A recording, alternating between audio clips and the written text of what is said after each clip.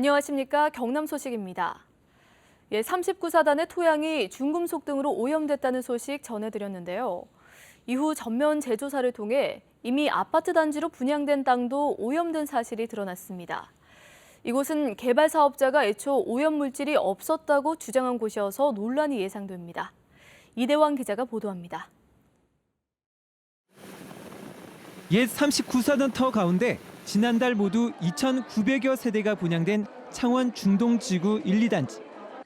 개발 사업자인 유니시티 측은 애초 이곳에는 오염물질이 없었다고 주장했습니다. 시각을 가지고 그러한 식의 형태의 현장에서 관련 검사를 하고 여기는 오염 위험성이 없다고 간주하고 넘어가는 거고. 부실조사 논란이 불거지자 39사단 검증 민간협의회가 구성돼 1, 2단지 터에 대해 조사를 벌였습니다. 그 결과 카드뮴과 납, 아연 등 중금속이 모두 22개 지점에서 토양 오염 우려 기준의 70%를 초과한 것으로 나타났습니다. 아연은 기준치의 최대 6배, 납은 3배, 카드뮴은 2배가량 검출됐습니다. 특히 2m와 6m 땅속에서는 카드뮴과 아연, 납이, 10m에서는 구리가 검출됐습니다. 민간협의회는 장기간 오염이 진행됐다고 보고 2차 정밀 조사에 착수했습니다. 이번 1차 조사에서 추가로 토양 오염이 확인됨에 따라 2차 정밀 조사는 최소 한 달 이상 걸릴 것으로 예상됩니다. 음이 심도가 10m가 났으면 그 팔방이나 이렇게 지역적으로 그 음이난 깊이까지 추가로 조사해서 그 음이 확산되어 있는지를 확인하는 그런 방법으로 조사를 할 겁니다. 이에 대해 유니시티 측은 건물 해체 과정에서 중금속이 일부 유출된 것이라고 해명했습니다. KBS 뉴스 이주환입니다. 학교 운동장은 아이들이 안심하고 놀 수 있는 큰 놀이터입니다. 하지만 인조잔디에 이어 우레탄 트랙에서도 잇따라 중금속이 검출되면서 아이들만 피해를 입게 됐습니다. 김준원 기자입니다. 운동장 인조잔디에서 기준치 14배가 넘는 납이 검출됐던 창원의 한 초등학교입니다. 운동장은 지난해 5월부터 사용 금지됐지만 예산 문제 때문에 올해 4월에야 교체 공사가 끝났습니다. 그 사이 11개월 동안 아이들에게 운동장은 없는 거나 마찬가지였습니다. 하지만 이번에는 운동장 주변 우레탄 트랙에서 기준치의 18배가 넘는 납이 검출됐습니다. 또 몇 개월 동안 운동장에서 마음 놓고 놀기는 힘들어진 겁니다. 소개하는데 됐다 힘들었고 너무 위험해서 안 되겠다. 진짜 재미가 없어요. 지난해 인조잔디에서 중금속이 검출된 학교 20곳 가운데 70%인 14개 학교의 우레탄 트랙에서 또 기준치가 넘는 납이 검출됐습니다. 이딴 중금속 검출에 운동장 사용이 통제되면서 학부모들은 불안합니다. 여름 되면 일단 고무 냄새 나니까 그렇게 좋지는 않은 것 같아요. 불안하죠. 아이들이 놀 수 있는 곳이 더 좁아지니까. 지난해 교육부가 우레탄 트랙도 검사하겠다고 했지만 관련 조사는 없었고 올해 뒤늦게 중금속 검출이 확인되면서 결국 연달아 공사를 하게 된 겁니다. 그때는 조사를 인조잔디에 한정을 했었거든요. 그전에는 유해성에 대해서 전혀 생각지도 못하고 있었지 않습니까? 오늘 보면 예상이 돼가지고 교체를 하는 부분이 있고. 교육당국의 세심하지 못한 행정에 아이들은 또 뛰놀 곳을 잃어버리게 됐습니다. KBS 뉴스 김준원입니다.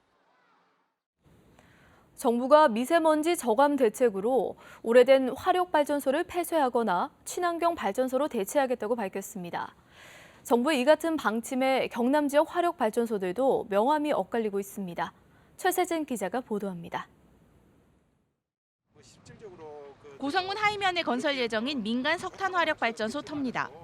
한국 남동발전과 SK건설 등이 투자한 고성 그린파워는 2021년까지 1000메가와트급 석탄 화력발전소 2기를 건설할 계획입니다. 투자자를 모집해 4조 원의 자금을 조달할 계획이었지만 이달 말까지 예상했던 투자자 모집이 차질을 빚고 있습니다. 민간 석탄 발전소에 대한 투자 보수율이 정해지지 않아 수익이 불확실한 데다 미세먼지 등 석탄 화력 발전소에 대한 여론이 악화되면서 불똥이 튀었습니다. 대외적으로 여러 가지 좀 변수가 이제 돌발 변수가 생겨서 정부 정책이라든가 이런 부분이 좀 되면은 뭐 저희들도 해서 PF라든가 여러 가지 사업이 원활하게. 정부는 지난 3일 미세먼지 저감 대책을 발표하면서 가동된 지 30년이 넘은 노후 석탄 화력 발전소를 폐쇄한다고 밝혔습니다. 이에 포함되는 삼천포 화력발전소 1, 2호기도 가동 중단이 불가피할 전망입니다.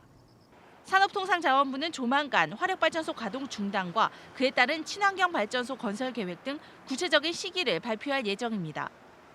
노숙하는 여기는 그 처리를 하니까 텔이라든 뭐 LG 도시건설이라든 뭐 연료전화라든 그거는 해야 한다고 하시면 저희 뜻이가 되는 거고. 지난 2009년 건설돼 비교적 최신식인 하동 화력발전소도 유해물질 배출 저감을 위한 성능 개선 설비를 추가로 도입해야 할 수도 있습니다. 최신 설비 개선에 수백억 원이 들 것으로 보여 전기요금 인상 요인이 될 수도 있다는 전망이 나오고 있습니다. KBS 뉴스 최세진입니다. 창원 서부경찰서는 전매가 제한된 아파트 분양권을 매매하고 이를 중개한 혐의로 39살 안모 씨 등 4명을 검거했습니다. 안 씨는 1년 동안 전매가 제한된 아파트 분양권을 37살 이모 씨의 소개로 부동산 중개업자 47살 황모 씨를 통해 42살 유모 씨에게 판매한 혐의를 받고 있습니다. 대우조선해양이 거액의 횡령 사건을 계기로 임직원의 금품수수 행위 등에 대해 무관용 원칙을 적용하기로 했습니다. 대우조선은 금품수수와 횡령, 이권 개입과 부정청탁에 대해 지위에 상관없이 적발되면 사규에 따라 엄정 처벌하겠다고 밝혔습니다. 대우조선은 지난해 5월 정성립 사장 취임 이후 감사 기능을 강화한 뒤 이번 사건이 밝혀졌다고 설명했습니다. 거제경찰서는 8년 동안 가짜 서류를 올려 회사 돈 178억 원을 가로챈 혐의로 구속된 대우조선해양 전 차장 46살 임모 씨를 검찰에 송치했습니다. 이에 따라 창원지검 통영지청은 임 씨가 오랜 기간 거액의 돈을 빼돌릴 수 있었던 정황과 윗선 개입 여부 등을 다각도로 수사할 계획입니다. 조선업 불황이 깊어지자 그 여파는 이제 근로자 개인에게도 나타나고 있습니다.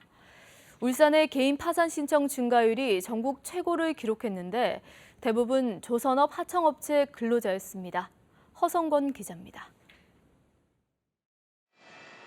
현대중공업 하청업체에서 일하고 있는 53살 정모 씨는 최근 개인 파산 신청을 했습니다. 임금이 수개월 동안 체불돼 대출 이자를 감당하지 못했기 때문입니다. 근로감독관 있는데도 올 말까지 최선을 다하게 해주겠다 했는데 아무 말도 없고 그냥 넘어갔어요. 울산지방법원이 최근 넉 달 동안 접수한 개인 회생 파산 신청 건수는 1,300여 건. 지난해 같은 기간과 비교해 6.3% 증가해 전국 최고 수준으로 나타난 반면 전국 평균은 9%가량 감소해 대조를 이루고 있습니다. 대부분의 파산 신청자는 조선업 하청업체 근로자인데 일감을 따라다니며 공장을 옮겨 다니는 이른바 물량팀 작업자들의 파산 신청이 두드러졌습니다. 특히 고용보험에 들어있지 않아 실업급여 혜택을 보지 못해 파산으로 이어진 경우가 적지 않았습니다. 문제는 구조조정이 본격화되면 조선사나 협력업체 근로자뿐 아니라 이들을 주고객으로 하는 식당 등 자영업자의 도산으로까지 이어질 수도 있다는 점입니다. 2차, 3차 협력업체들 근무하시는 분들이 상담하시는 게 잦은 것 같고 관련해서 이제 주위에 개인 자영업 하시는 분들 그런 게 늘어나는 것 같습니다.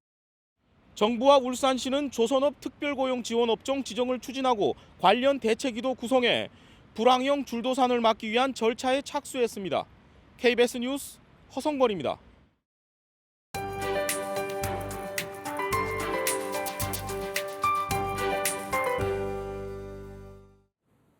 다시 맑은 하늘이 드러났습니다. 오늘은 구름량도 적을 것으로 예상돼 볕도 무척 따가울 것으로 내다보고 있는데요.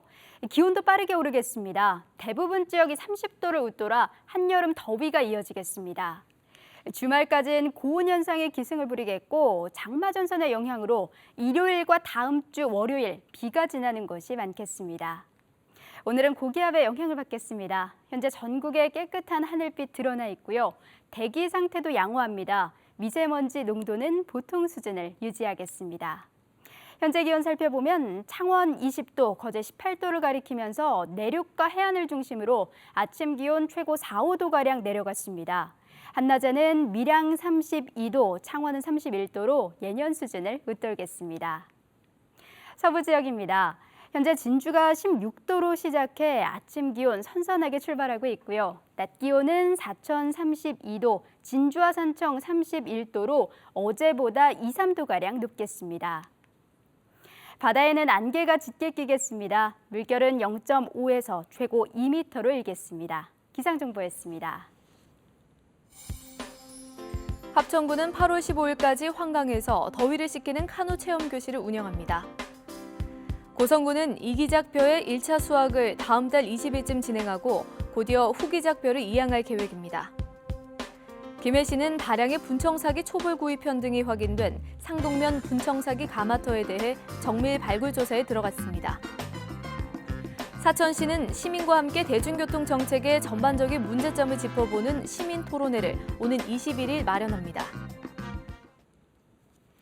이순신 장군의 첫 승첩인 옥포대첩 승리를 기념하는 제54회 옥포대첩 기념제전이 어제부터 오늘까지 거제시 옥포대첩 기념공원과 옥포 시내에서 열립니다. 이번 행사는 충무공 이순신 영정을 모신 효충사에서 거제 유람회가 주관하는 제례봉행을 시작으로 해군 의장대 공연과 시민체험 행사가 이어집니다. 삼성 창원병원이 새 병원 본관을 완공해 본격적으로 운영을 시작했습니다. 2013년 7월부터 공사를 시작한 새로운 본관은 지상 9층, 지하 6층에 연면적 2만 7천여 평 규모로 지어졌습니다. 새 본관에는 암 치료를 위한 방사선 전용 병실과 감염병 확산을 막을 수 있는 격리 병실들이 신설됐습니다. 최근 잇따라 발생하는 등산로 범죄를 예방하기 위한 산림청 특별대책이 추진됩니다. 서부지방산림청은 주요 등산로마다 영상 녹화기가 부착된 감시 카메라를 추가로 설치하고 나무가 우거져 어두워진 숲은 가지치기 등을 통해 개선한다고 밝혔습니다. 산림청은 또 산림특별사법경찰과 청원산림보호요원 등 산림경찰을 확대 배치해 순찰을 강화할 방침입니다. 파비앙 페논 주한 프랑스 대사가 어제 거제시청을 찾아 권민호 시장과 프랑스 교민 대표단을 만났습니다. 지난 1월에 이어 두 번째 거제시를 방문한 파비앙 페논 대사는 옥포에 위치한 프랑스 학교가 마련한 문화산책로 개막식에도 참석했습니다. 한편 거제에는 프랑스 교민 1000여 명이 거주하고 있습니다. KBS 뉴스를 마칩니다. 고맙습니다.